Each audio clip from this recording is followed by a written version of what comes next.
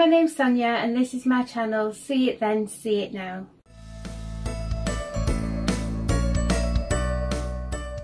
So this is my first Christmas craft for 2023 and I absolutely love it. I'm so proud of it. I can't wait to share it with you. So my editor challenged me to come up with a craft and to create it completely from scratch. I have cheated a tiny little bit, but we'll get into that once it starts. But I've pretty much made this completely from scratch and it's just, I just love it. I can't wait to show you. Let's just jump straight in. Let's start by making the gonk. The first thing I needed to do was to make the gonk. I started by cutting 2 pieces of fabric for the legs. The finished gonk's legs were very long and I think I would have been fine to make them a little bit shorter. Making sure I had the right sides of the fabric facing up, I glued along the long edge of the fabric and folded the fabric over to glue the edges together. I've never used hot glue to glue fabric together. I've always used a sewing machine or just sewn it by hand, so this was a first for me. I was a bit sceptical as to how it would work, but it actually worked quite well. I now needed to turn the fabric right side out, which was a little bit fiddly, but I got there in the end.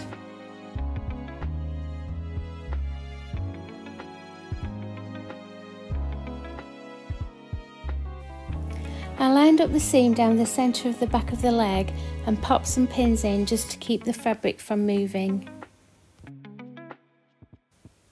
I then sewed up the side of the leg. I went into the fabric with the needle, came out approximately 2 centimetres further up, then I went back in just above where I came out, went up 2 centimetres and continued doing this all the way up one side. I then left the cotton at the top and repeated all the way up the other side of the leg.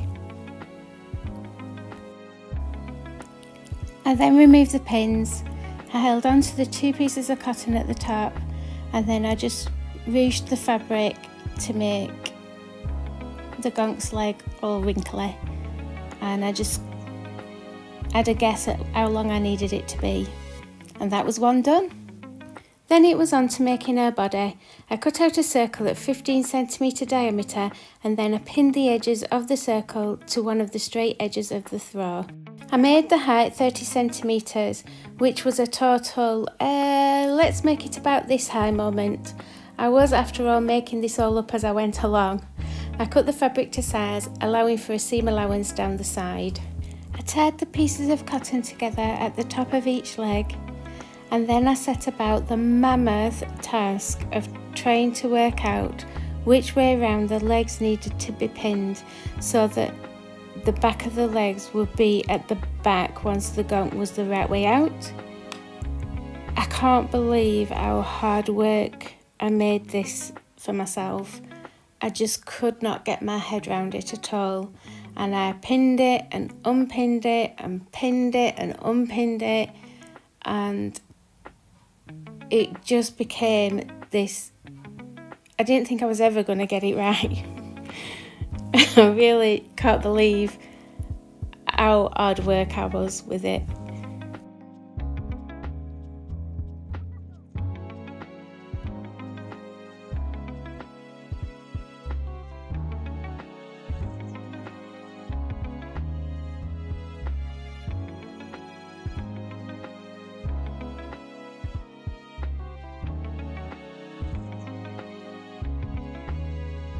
One eternity later.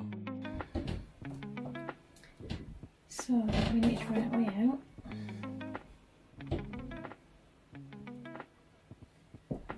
And our gonk's sat on the top.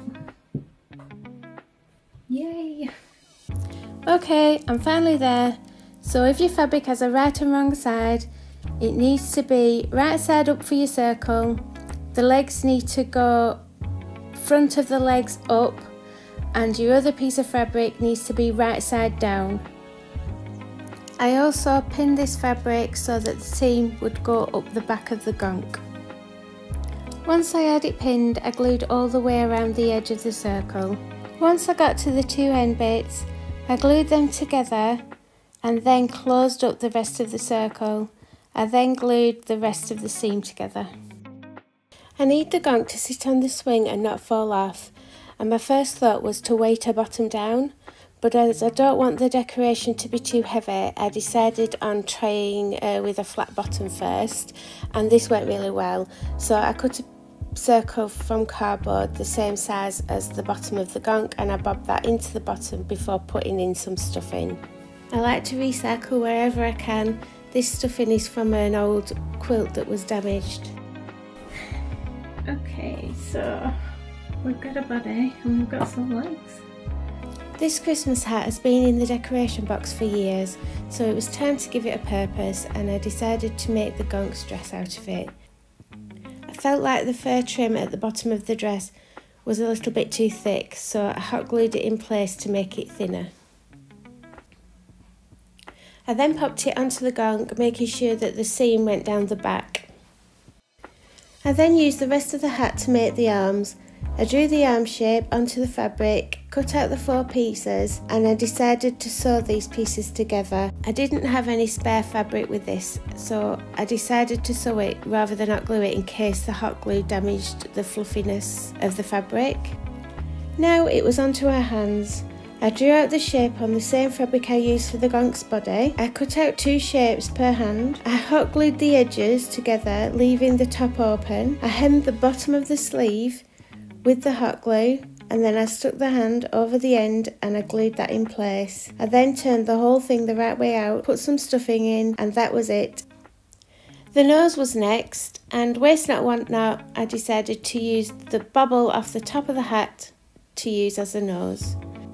I cut a piece of fabric, I then trimmed the bobble, took some of the fur off because it was a little bit bulky. I then hot glued the fabric all over the bobble, trying to get the least amount of creases as possible, and then I just cut off any excess fabric that was left. I popped on a little bit of blusher just to give it a bit of a pink tinge. For the hair, I cut 5 pieces of thick yarn at 30 centimetres for each section of the braid, so one braid had 15 pieces of yarn. I tied them together at the top and then separated them into 3 lots of 5 and braided them together, and then tied it off at the bottom. I hand sewed the dress onto the body of the gonk just to make it secure, and then I hot glued on the nose, the hair and the arms. I took this piece of fabric and measured how far round her head, how big it needed to be the bottom of the hat. So the first thing I did was cut a rectangle with for the circumference, and that worked out at 28 centimetres back. I then took a ruler and I did a diagonal line, and I've just chopped so that I've got a diagonal. I'm not sure if this was the right thing to do because I've never done this before, but I'm going to go with it and see what happens.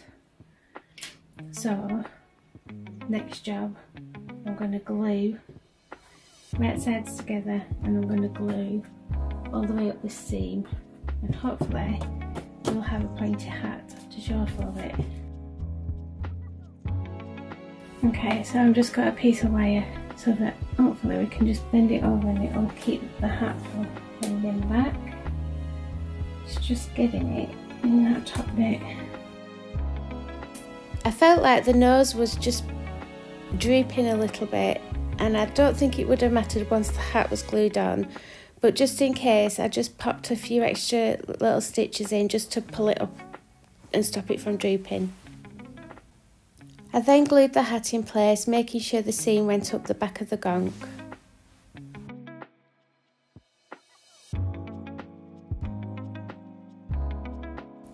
To make some bows for her hair, I took a small piece of ribbon, I bunched it up in the middle, I hot glued a string of little pearls around the centre just to keep it bunched up, and then I hot glued this onto her hair. I hot glued a flower onto her hat, and I used a bauble for the bobble at the end of the hat. Now on to putting her boots on, and this is where I've cheated a little bit because I've not made these. I just bought a pair of boots from the baby section. I just glued the legs inside, and what I found was that the boot was flapping about too much, but if I just put a bit of stuffing up inside the leg, it stopped the boot from spinning round and it stayed facing forward like it's supposed to. I felt like her boots looked a little bit plain, and so I just bobbed on a little bow the same as the hair, but I then decided to pop these little berries on as well. She needs somewhere to sit, so let's make the swing. So I need to make a wooden seat for the swing. So my first thought was to use wood, but I don't want the whole thing to get too heavy. So I have these. I don't know if it's going to work. I've never done anything with this sort of stuff before, but I thought I'd try this first because this is a lot lighter than if I use wood. The only thing is I think if I cut that as my swing, I think that's going to be a little bit too short this way. So I'm going to try and use 2 so that I can get a bit of extra length on it. But I'm going to stick this over the top so that it doesn't have the crease in. That's the plan. Whether it works or not, I'm not sure, but we'll give it a go. So the first thing I'm going to do is cut these pieces of cut some pieces of cardboard to the length that I want, to the width I want the swing to be for the top and the bottom. It will all make sense when I've done it. So the length of this board was 40 centimetres and I cut the width at 12 centimetres.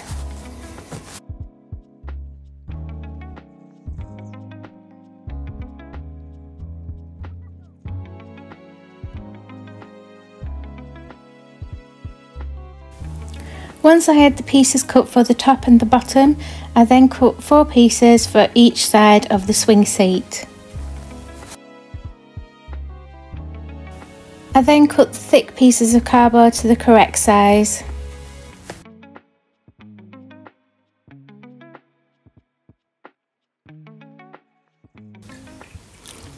I used PVA glue to glue the top and the bottom of the swing seat.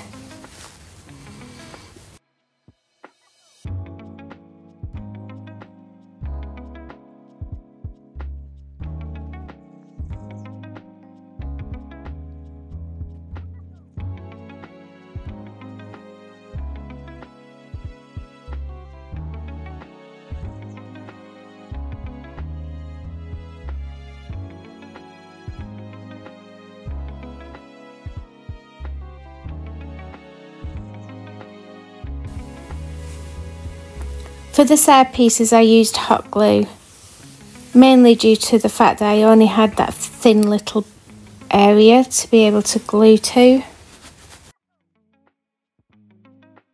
There we have it. This is just some of the plies that I pull off when I'm decoupaging. So I'll put you guys away, I don't need you for a minute.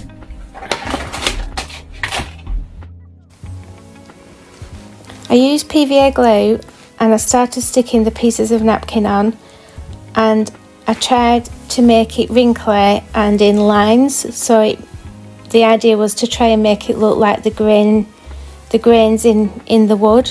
So I wasn't bothered about there being wrinkles in it, and I just tried to keep it all going in one direction to mimic wood basically. I covered the whole thing in a layer of napkin, and then once that was all dry I did another layer of napkin all over, and like I said, the whole time trying to put the lines in and make it look like wood.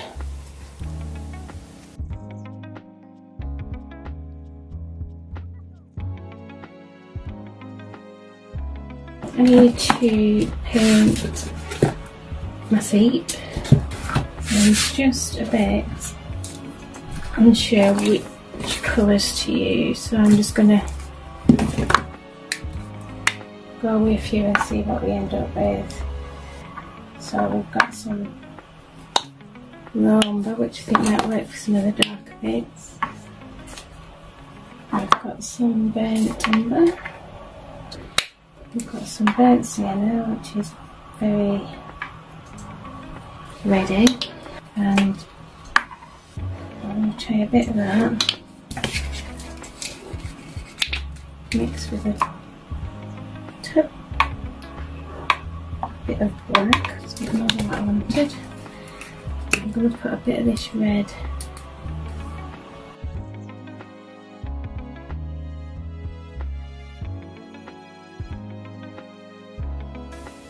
I played around with all the different paints and tried lots of different combinations just to try and get the seat to look like wood.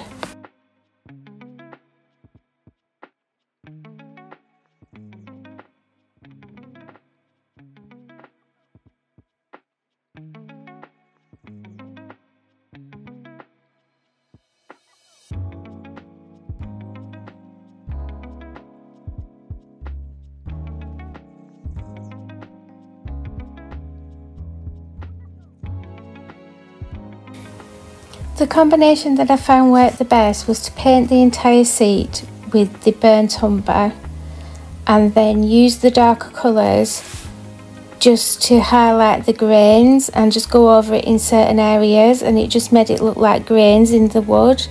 And this I found worked the best out of all the different combinations that I tried. Once the paint was dry, I went over the whole thing with clear matte varnish. Then it was on to drilling the holes for the rope of the swing. I measured 2 centimetres in from each direction and then drilled holes. I was really struggling to get the rope to push through the holes, so I separated the 3 strands of the rope, put some masking tape on, and that helped me push it through the hole. Once I had the rope through both holes, I measured how long the rope needed to be, and I made sure that the gonk would be able to sit on the seat without touching the sign above. I then put a knot in each of the rope ends, and then I loosened all the strands to make it look frayed and made sure that the frayed ends were the same size. I repeated this at the other side, making sure that the rope was the same length, as I didn't want a wonky swing. Now a Merry Christmas sign and somewhere for the swing to hang.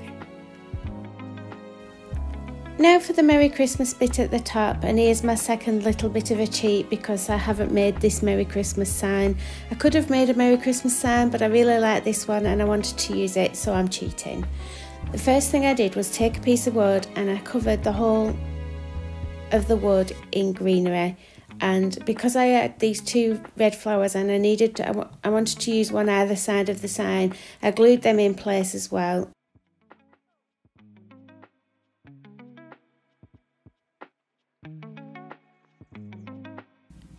Once I had the wooden board covered with the greenery, I glued the sign in place, and then it was just a case of popping on lots of bits to make it look pretty.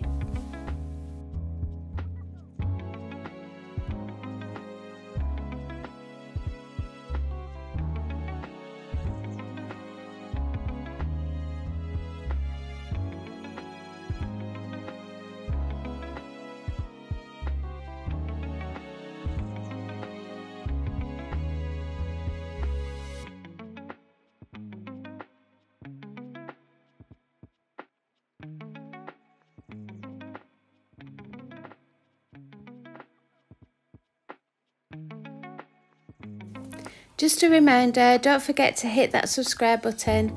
I've got lots of Christmas crafts coming and you don't want to miss them, so make sure you're subscribed.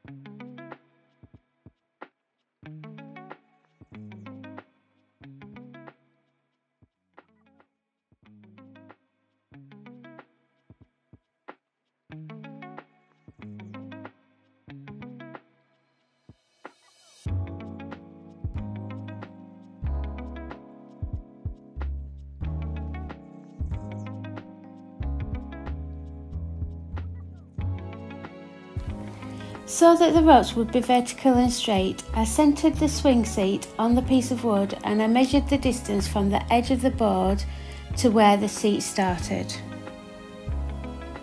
I then added 2 centimetres onto this, which is how far from the edge of the seat the hole for the rope was going to be. So I needed to place my hook at 5.5 centimetres.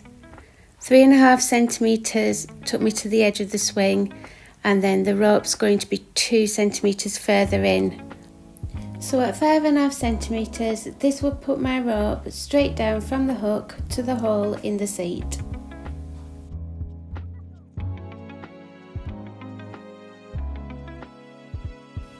Now all I needed to do was put a fastening on the back so we could hang this on the wall. I measured in the same distance from the edge and down at both sides. I drilled a small hole for a pilot hole, and then I screwed in the fastening.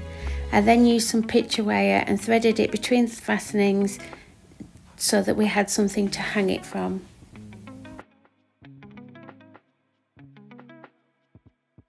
Last of all, let's give her a little gift. To make the gift box, I started by cutting 6 cardboard squares at 6 centimetres each. Using hot glue, I started gluing the pieces together.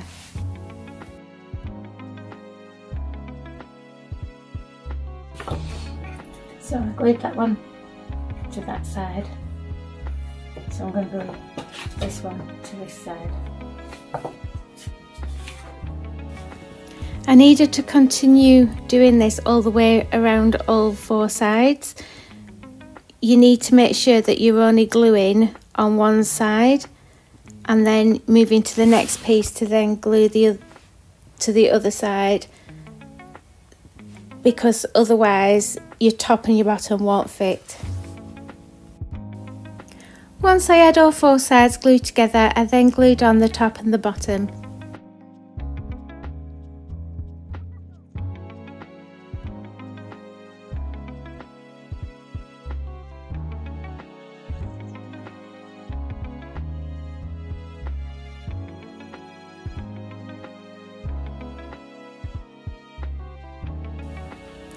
I started to glue the ribbon on, and I started in the middle thinking this would be the bottom of the box, and then once I'd glued this first bit of ribbon on, I realised that I wasn't doing it right. So if you're going to do this, don't do it like this, and I'll explain why. Before you start gluing the piece of ribbon that's going to go all the way around the 4 sides of the box, you need to put the ribbon on the 2 sides that are going to be left after that ribbon's gone all the way around. So if you put it on the 2 other sides first, any overlap can go over the sides of the box, and then when you wrap the big ribbon all the way around, it covers any overlap from the 2 other sides. Whereas if you do it the other way, your overlaps are going to be on the outside of the ribbon, which you don't want.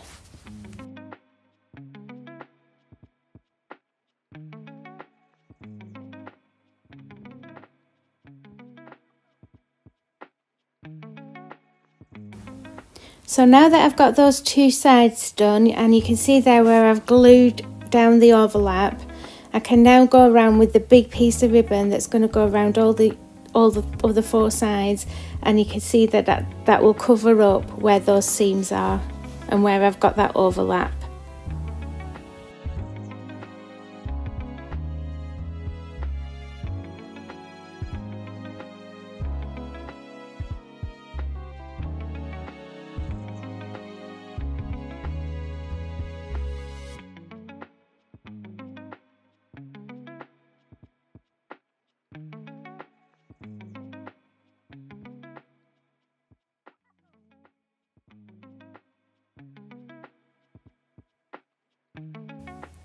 To make the bow, I cut the wire edges off some ribbon.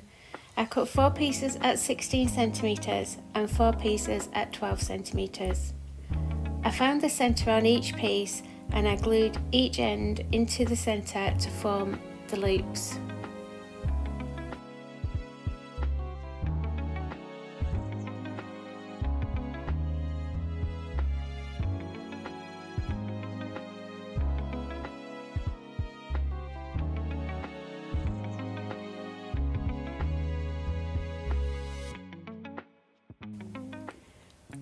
Once I had all the loops made, I put a blob of glue in the middle of one of the pieces and I crisscrossed it over with each of the large pieces of ribbon. I then repeated the same thing with the smaller pieces.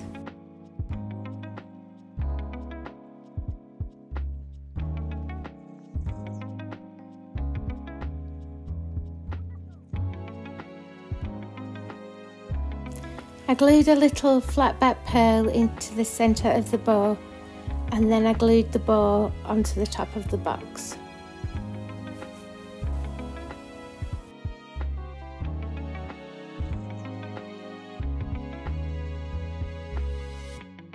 Let's have a reminder and see it then.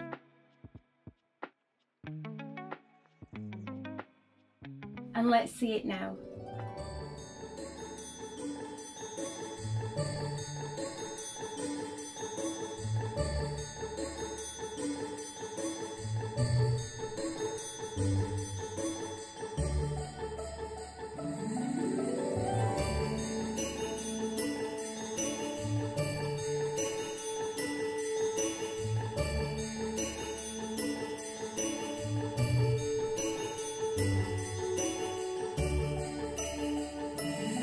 I absolutely love this one. I'm so proud of it and I'd love to know what you think. Please leave me a comment and hit that like button, subscribe, follow, do all the things you usually do.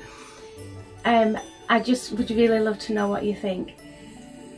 In my haste to show anybody who was willing to look at this one, I did show it to the girls at the Georgian Dragon.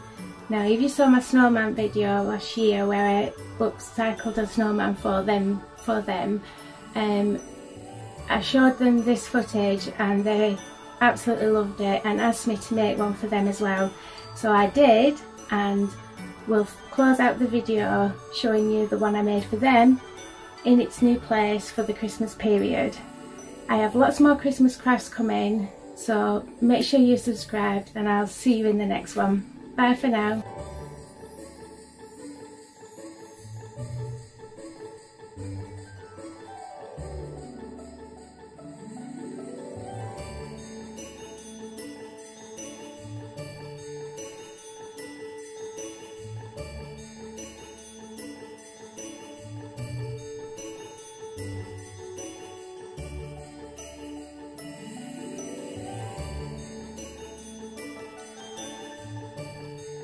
Oh,